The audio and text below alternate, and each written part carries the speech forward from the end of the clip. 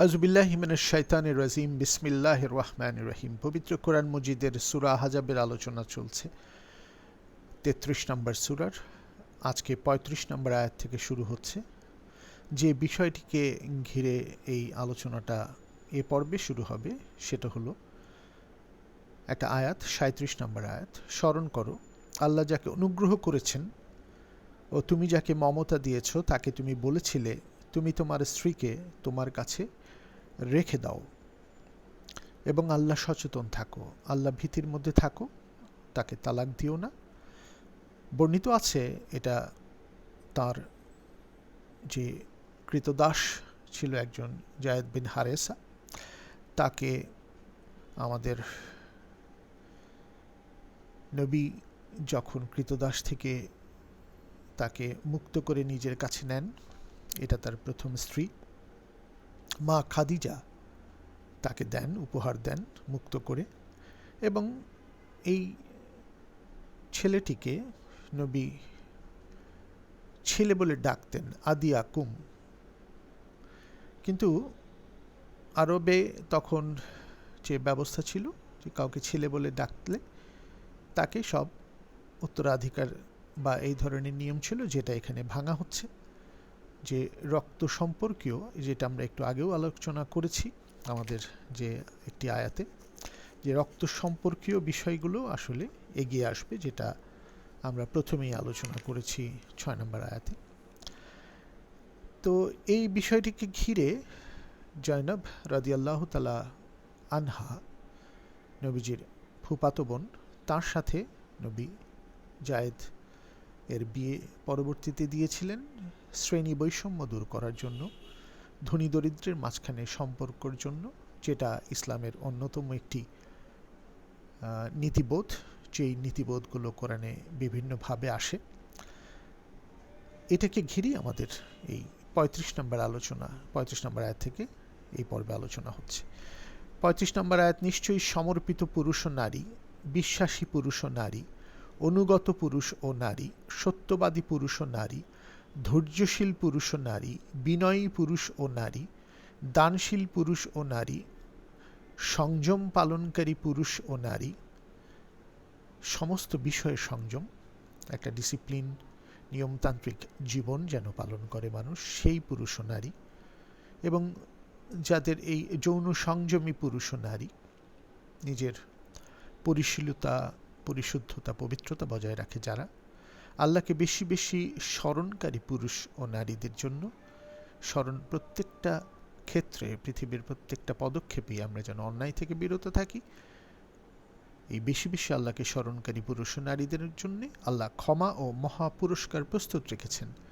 বিষয়টি বোঝানো হচ্ছে সেই ৩৭ নম্বর আয়াতে যাওয়ার আগে, যে কোনো পুরুষ ও নারী, সেটা সমাজের যে অংশ থেকেই উঠে আসুক, তাদের আর্থিক অবস্থা, তাদের পরিবারগত যে অতীতের গর্ব, সেগুলিকে ভাঙচুর করে ইসলামের যে নিয়ম, every human being is equal to a teeth of a comb, যে প্রত্যেকটা মানুষ চিরুনির দাঁতের মতো সমান, হাদিসে এসেছে। আর কোরআনের দুটো আয়াত এখানে আগে একটু বলে দিই। যেমন কোরআনের সূরা আল নাহলে ১৬ নম্বর সূরার ৭১ নম্বর আয়াতে আল্লাহ তাআলা বলছেন, আল্লাহ তোমাদের কাউকে কাউকে অন্যদের চেয়ে বেশি জীবনোপকরণ দিয়েছেন, যাদের অতিরিক্ত জীবনোপকরণ দিয়েছেন বা সহায় সম্পদ দিয়েছেন, রিজিক দিয়েছেন, তারাও নিজেদের জীবনোপকরণ থেকে তাদের অধীনদের, সাধারণত আসলে এমন কিছু দেয় না অধীনদের যাতে ওরা তাদের সমকক্ষ হতে পারে। এর মাধ্যমে তারা কি আল্লাহর নিয়ামতকে অস্বীকার করছে না? এই যে শ্রেণী বৈষম্য ভেঙে একটা মানুষকে সম্মানিত করা, সমস্ত মানুষ আল্লাহর সৃষ্টি, আল্লাহর বান্দা, ধর্ম বর্ণ জাতি নির্বিশেষে, এই যে মানবিক আয়াত কোরআনের, এইটা যদি না মানা হয় বা এইভাবে চিন্তা না করা হয়, জীবনোপকরণ থেকে তাদের অধীনদের এমন কিছু দেয় না যাতে ওরা তাদের সমকক্ষ হতে পারে, এ দিতে হবে। এর মাধ্যমে তারা কি আল্লাহর নিয়ামতকে অস্বীকার করছে না? অসাধারণ এক আয়াত। এর সাথে আমরা আর একটি ৩০ নম্বর সূরা রুমের ২৮ নম্বর আয়াতটা একটু পড়ি। আল্লাহ তোমাদের জন্য তোমাদের জীবন থেকেই দৃষ্টান্ত পেশ করেছেন। আমি তোমাদের যে জীবনোপকরণ দিয়েছি তাতে তোমরা কি তোমাদের অধীনদের বা অনেক অর্থে দাস দাসীদেরও সম অংশীদার হিসেবে গ্রহণ করতে সম্মত হবে? আবার প্রশ্নবোধক চিহ্ন।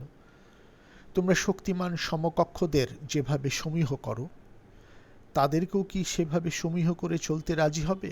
আবারও নোট অফ ইন্টারোগেশন প্রশ্ন। যারা বিচার বুদ্ধি প্রয়োগ করতে চায় তাদের জন্য আমি আমার বাণীকে এমন সহজভাবেই আসলে বয়ান করি। আল্লাহ এইভাবে সহজভাবে বুঝিয়ে দেন, মানুষ যেন চিন্তা করে এই শ্রেণী বৈষম্য দূর করার জন্য। কি অসাধারণ এক আয়াত কোরআনের! কোরআন ব্যাপী এগুলো ছড়িয়ে আছে, আমরা বুঝতে চেষ্টা করতে ব্যর্থ হই, এটা আমাদের ব্যর্থতা। তাই আল্লাহ ওই ৩৫ নম্বর আয়াতে বললেন যে এই যে সমর্পিত পুরুষ ও নারী, বিভিন্ন রকম কোয়ালিটির ব্যাপারগুলো দিয়ে বললেন পুরুষ ও নারী সবার জন্যই ক্ষমা আছে, তারা একই রকম, কিন্তু ধনী দরিদ্রর ব্যাপারটা কোনো বিষয় হিসেবে এখানে আসলো না, প্রত্যেকটা যোগ্যতা বিষয় হিসেবে আসলো, সমকক্ষতা এবং আল্লাহর ক্ষমা পাওয়ার, মহাপুরস্কার পাওয়ার ক্ষেত্রে। ৩৬ নম্বর আয়াত, আল্লাহ ও তার রসুলের কোনো বিষয়ে নির্দেশ দিলে বিশ্বাসী পুরুষ ও নারীর সে বিষয়ে ভিন্ন মত প্রকাশের কোনো সুযোগ নেই। কেউ আল্লাহ ও তার রসুলকে অমান্য করলে সে নিশ্চিতই পথভ্রষ্ট। এই বিষয়টা আমরা একটু দেখি যে এই যে জয়নব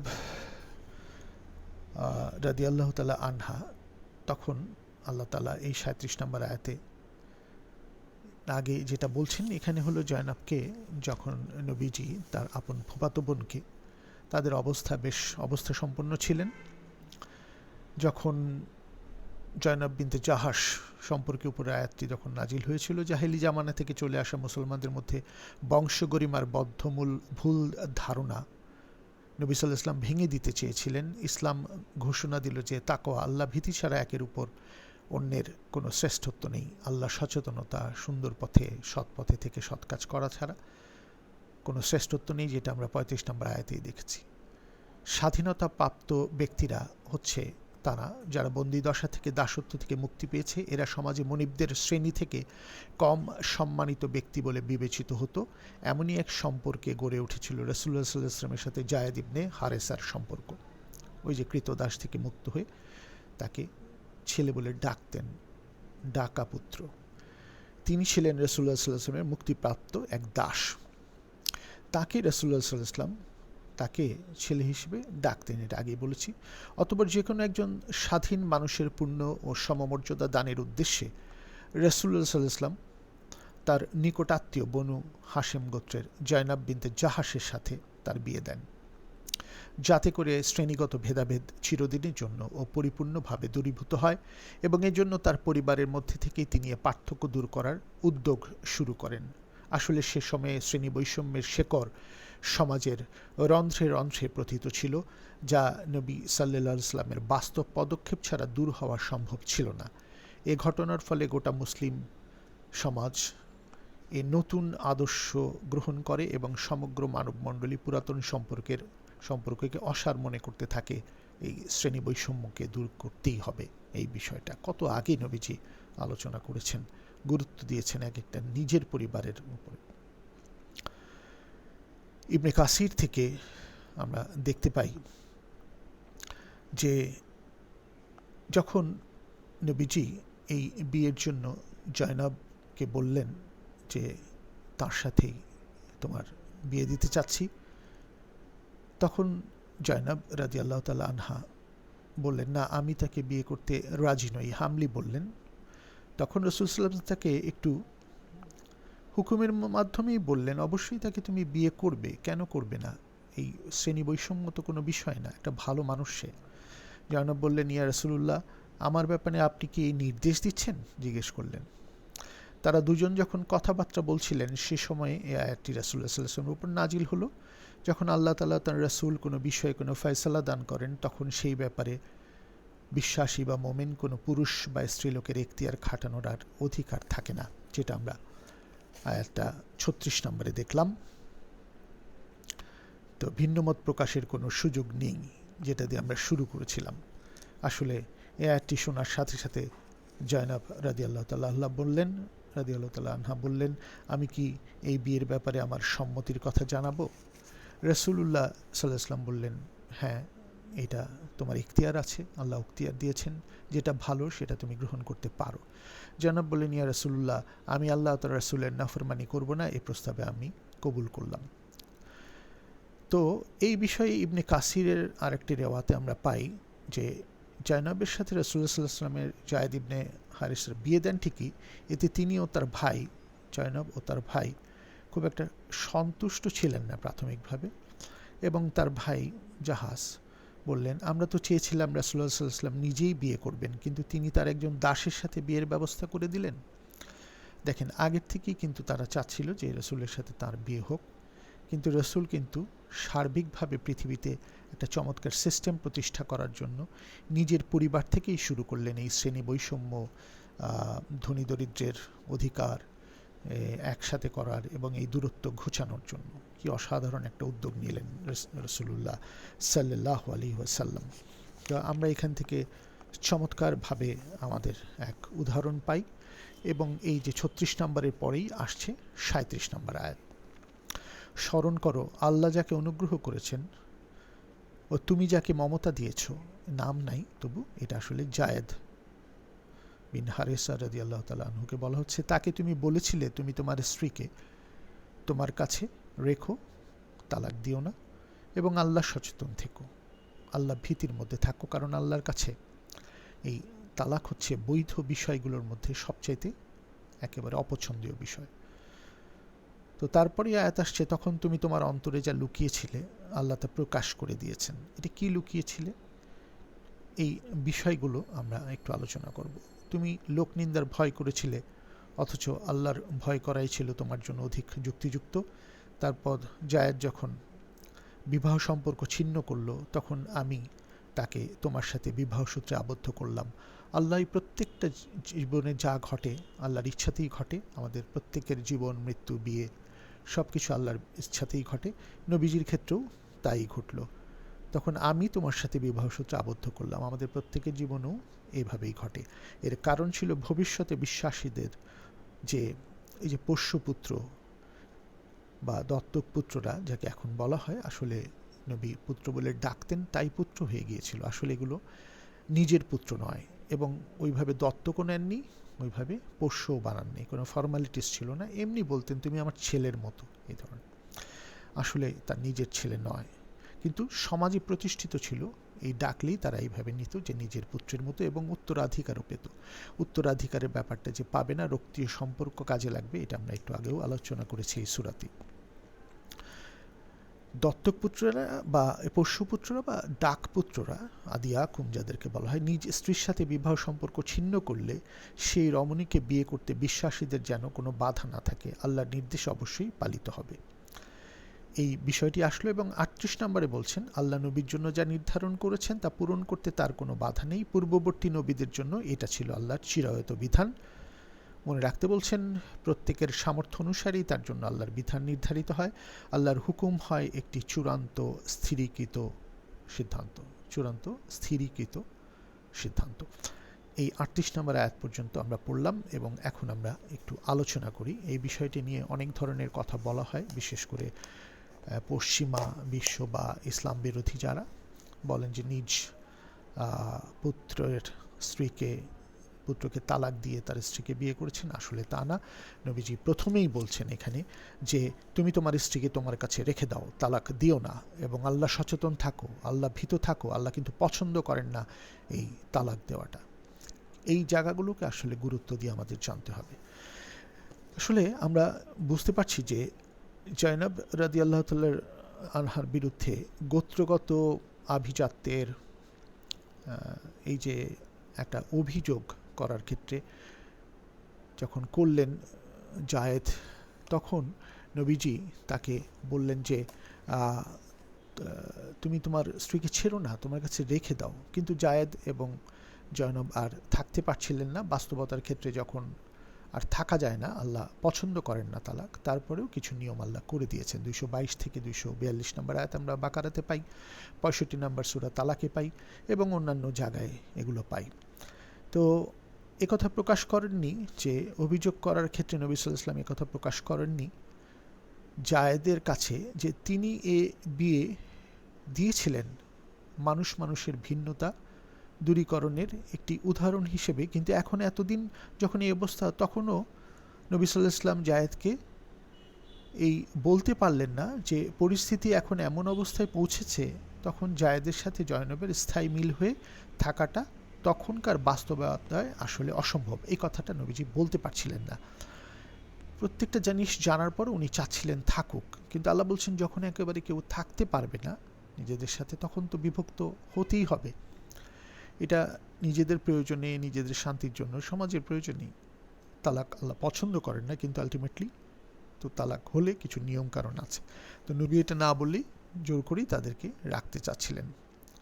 তাই বৈধ বিষয়গুলোর ব্যাপারে আল্লাহর কাছে তালাক খুবই অপছন্দর হলেও জায়েদ জয়নবের ক্ষেত্রে বিচ্ছেদ হওয়াটাই তখন ছিল বাস্তবতা।